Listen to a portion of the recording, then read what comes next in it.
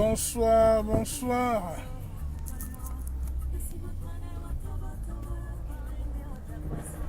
Bonsoir à tous et à toutes.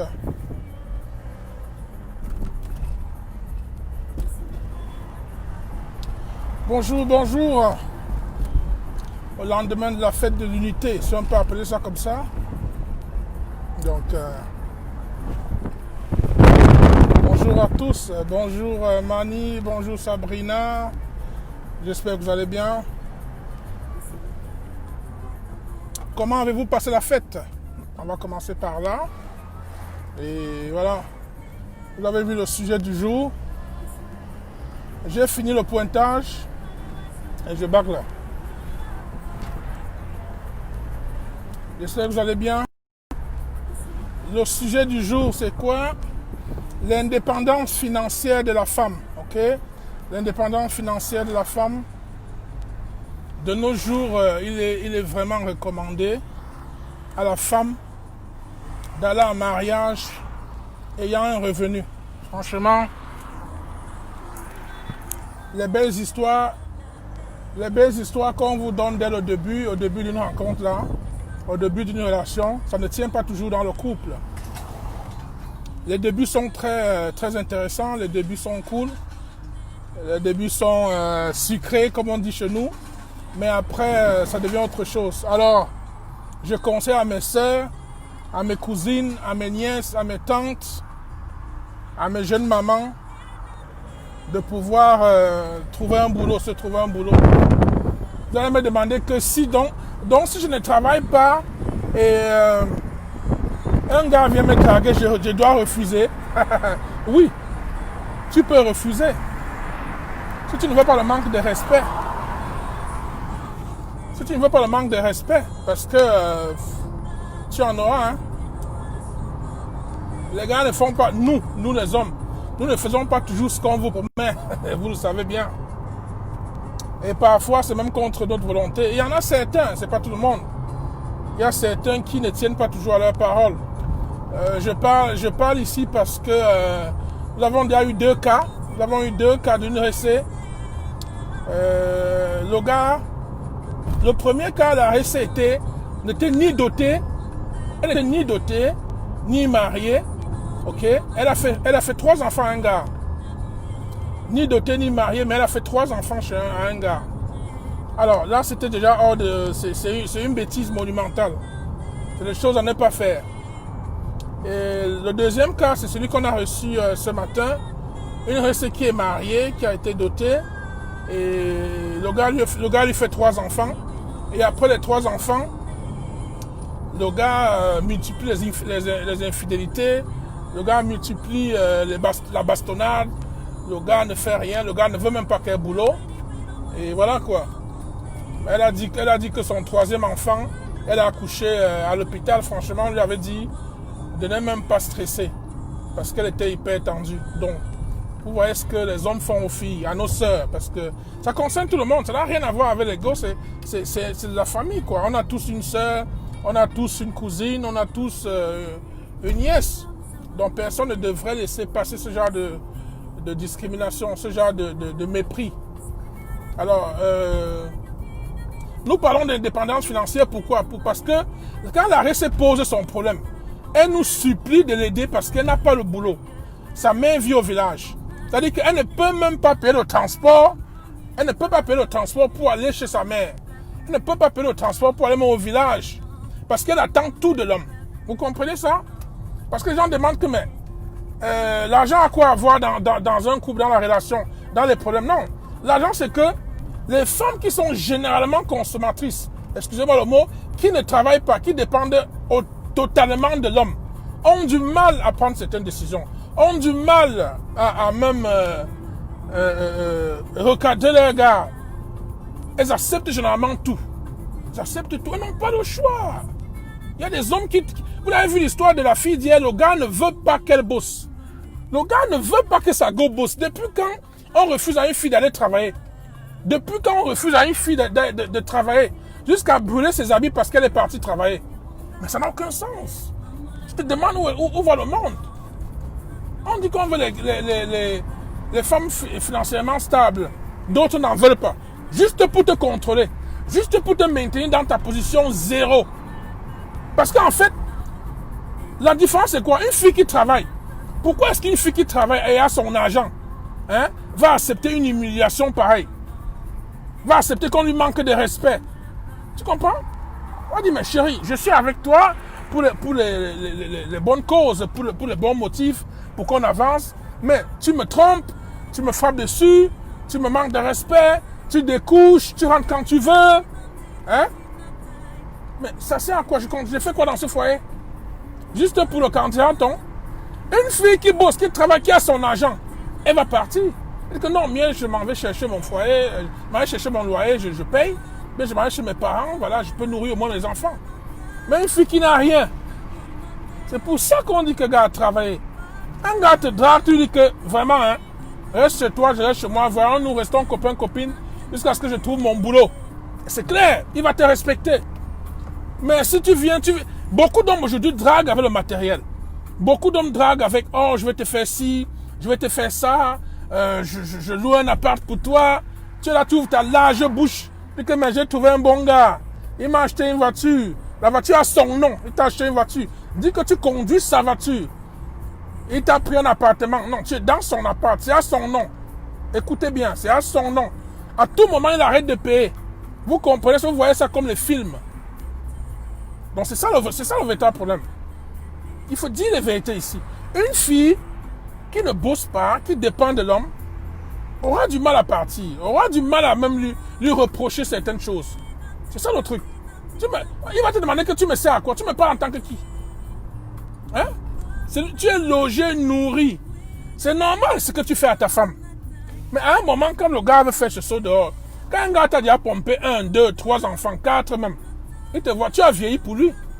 Tu as vieilli pour lui, il veut continuer à aller ailleurs. Il te pose la question que, mais, cette fille a déjà 2 mouna, elle a 3 mouna, elle est seule. Donc, tu es tellement mauvais, tu fais rien de bon parce que les gars te laissent seulement. Le premier gars fait, il pompe le mouna, il part. Le deuxième vient, il pompe, il part. Le troisième, il pompe, il part. Tu te poses la question, mais c'est les hommes qui sont immatures ou c'est les femmes qui sont bêtes? C'est les hommes qui sont immatures, irresponsables, ou c'est les femmes qui se laissent aller, qui se vendent très moins cher? Ok? Posez-vous de vraies questions. Quelqu'un ne peut pas t'aimer plus que toi-même. Nous ne pouvons rien faire pour toi si toi déjà, tu ne peux rien faire pour toi. Tu viens demander l'aide. Tu viens dire, oh vraiment, voici ce que le gars t'a fait. Il te bat, il te fait ci. Donc tu n'as aucun membre de ta famille qui peut aller l'arrêter, lui casser une jambe. Tu n'as personne qui peut aller l'arrêter, lui tordre le cou. C'est terrible. Comment? Donc un homme te tape. Je pose un peu les questions aux femmes. Question bête. Dites-moi un peu les femmes. Pour quelle raison un homme peut te taper? Pour quelle raison que tu es la femme de quelqu'un? Tu lui as fait 2, 3 enfants. Il se met à te bastonner quand tu te retrouves à l'hôpital. Pour quelle raison? À part que tu l'as trompé. Pour quelle raison? J'ai posé cette question une fois et les filles m'ont dit le métis. Moi, je sentais un peu qu'il devenait bizarre. Je le sentais un peu distant. Il était un peu comme ça. J'ai fouillé son téléphone. Et quand j'ai fouillé son téléphone, justement, j'ai vu les photos d'un gars nu. J'ai même vu les vidéos qu'il fait avec ses maîtresses. Donc le gars se filme carrément avec ses maîtresses. Et il garde ces vidéos. Et j'ai envoyé ces vidéos à ma soeur. Et quand il a su, il m'a tabassé jusqu'à aller à l'hôpital. Voilà une raison, la seule raison que je peux connaître. Donc, tu la trompes, elle fout ton téléphone, elle voit, tu la tabasses jusqu'à l'envoyer à l'hôpital. Elle part de l'hôpital, elle va chez ses parents. Ses parents leur disent non, c'est le mariage, tous les hommes sont comme ça, vraiment. Reste un peu jusqu'à ce que tu guéris, après ils viennent négocier. Tu repars chez lui, tu rentres chez toi. Avec espoir qu'il va changer. Parce qu'il a subi depuis 1 mois qu'il va changer. Tu rentres. 2 mois après, il refait la même chose. Tu attrapes encore les messages. Tu fouilles, il te frappe encore. Tu rentres chez vous, il revient. Merde. Tête percée. Tu repars. Même tes parents qui te disent de partir là, ils ne peuvent pas venir chez vous, on lui casse une jambe.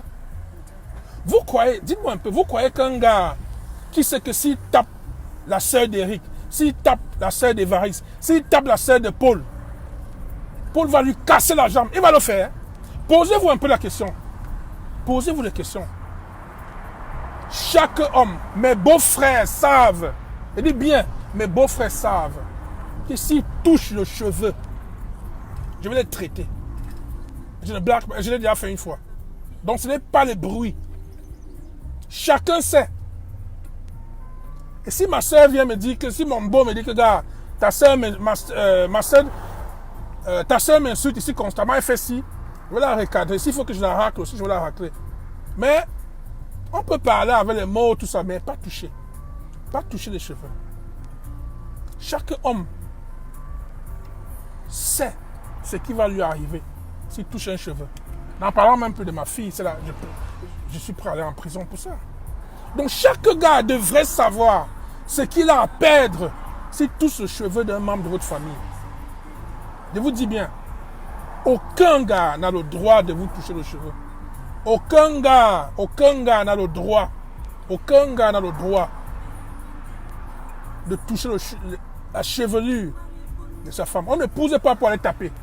Ça ne va pas, tu la regardes, machin, tu la fous même dehors. Vous croyez que c'est la bastonnade qui fait quoi? Tu la mets dehors. Vous croyez que pour taper une femme, il faut seulement lui casser le pied? Non. C'est-à-dire que chaque gars qui sait ce qu'il attend s'il touche une fille, il ne fera pas. C'est des faux bruits. Ouais, pas les gens qui s'énervent après ils sortent pas parce qu'ils savent. Tant alors. Donc, donnez-vous un peu de la valeur. Montrez un homme qui peut vous perdre à chaque... qui peut vous perdre s'il s'amuse, qui peut vous perdre s'il fait une erreur, s'il peut vous perdre s'il se comporte mal. Mais déjà, il faut toujours préciser que la femme déjà doit être exemplaire. Elle doit faire ce qu'elle a à faire, hein, pour qu'on puisse blâmer le gars. Dit que non, je me suis comporté comme ça, et lui, parce qu'il est rentré tard, je lui ai reproché. Parce qu'il a fait ci, fait ça, il a découché, il est parti, il revient, je lui parle, il me gifle. Merde. Ça me fait toujours rire. Donc vous n'aimez pas vos sœurs, vous n'aimez pas vos cousines. Je ne comprends pas. Vous n'aimez pas vos sœurs. Un exemple bête. Le métis, voilà, mon mari m'a tapé. Pourquoi? Parce que j'ai fouillé son téléphone et j'ai trouvé les photos nues d'une autre gars. Parce que ça, c'est un truc, le truc de l'infidélité là. Parce que vous avez déjà vu un homme qui tombe sur les infidélités de sa femme. Il peut la tuer. Pourquoi voulez-vous qu'une femme accepte l'infidélité d'un homme? Pourquoi? Il y a des femmes ici que pour choisir le bon gars, je vous dis bien, il y a des femmes ici pour choisir le bon gars, elles se disent, oh, non, le gars là est sérieux, il est calme. Non, les gars chauds là, je ne suis pas dedans. C'est le gars qui te donne l'AVC. Non, celui-ci, non, il est sérieux, il est calme, il n'est pas trop dans le truc d'un gars. Imaginez un gars que une fille sait qu'il ne peut pas la tromper, qu'il est sérieux par son comportement. Imaginez que ce gars la trompe. Ce gars la trompe. Mais elle va devenir folle. Parce que les femmes ne veulent pas les problèmes. Quand elles vont dans les couples, c'est pour être tranquille, pour avoir moins l'AVC, pour ne pas avoir les problèmes. Donc quand ils voient que même celui-ci qu'elle n'imaginait pas peut la tromper, non, elle peut devenir fou. Elle peut devenir folle. Elle peut devenir folle. Elle peut devenir folle. Sérieux ça. Donc vraiment, c'est hallucinant quoi. Les choses que vous les femmes vous supportez, ça m'a déjà dépassé. Ça m'a déjà dépassé les choses que vous supportez. Que non, le métier, il m'a tapé en 2012, j'avais fait ça jusqu'à ce que je me suis retrouvé à l'hôpital. Une autre fois c'était ci, une autre fois c'était ça. Je te pose la question que c'est le tam-tam. Donc je vais récapituler pour dire que ne laissez plus n'importe quoi. Ok? Chaque frère et sœur doit avertir un mari qui est violent. Tu peux tout faire, tu peux me la mettre dehors, mais taper, vraiment. Tu as déjà cogné ton pied, tu as déjà tapé ta main comme ça, même par hasard, comment ça fait mal. Tu tapes jusqu'à tirer les cheveux, jusqu'à se trouver à l'hôpital en coma. Tu là, tu dis mal dominant. Comment? Non.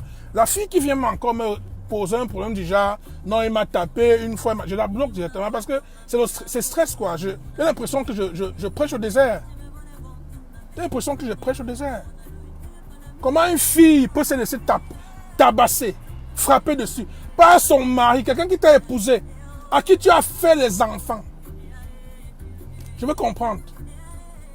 Peut-être qu'elle devient fou, hein. Peut-être que je suis le seul homme à comprendre que non, la bastonnade l'a fait mal à tout le monde. Peut-être que je deviens fou, quoi. Je délire. Parce qu'il y a des choses que je n'arrive pas à comprendre. On va dire que tu supportes les gars. Donc, mais tu supportes les gars. C'est des êtres humains. Vous pensez que si un gars vient me dire que Manga m'a tapé, que non, Manga m'a giflé, tu crois qu'il ne peut pas raquer l'Angala aussi?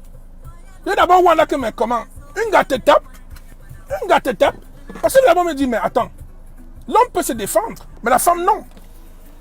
L'homme peut se défendre, mais la femme non. C'est clair. Quand tu veux te battre, va te battre avec tes amis, va te battre avec les hommes. Mais laisse la goga. C'est la femme de quelqu'un. C'est l'enfant de quelqu'un. Et il y a un autre truc qui me surprend, c'est que tu as un papa, on a tapé ta fille.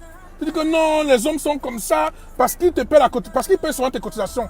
Tu dis non, rentre chez ton mari, le mariage est dur. Tout ça parce que sa chambre est déjà prise par un cousin du village ou une cousine. Tu peux lui supporter.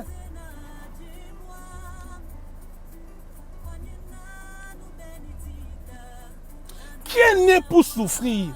Qui est venu sur terre souffrir? Non, je dis, je vais continuer à prêcher au désert parce que je pense que certains comprennent. Parce que je pense que peut-être c'est une vocation, peut-être, je ne sais pas. Je vais continuer. En espérant que parmi ces 1000 personnes, il y aura au moins une personne qui va comprendre. C'est hallucinant, quoi. Donc voilà, récit. Un gars lui a fait 3 enfants. Il paie la coiffure, il paie le salon de coiffure à un gars.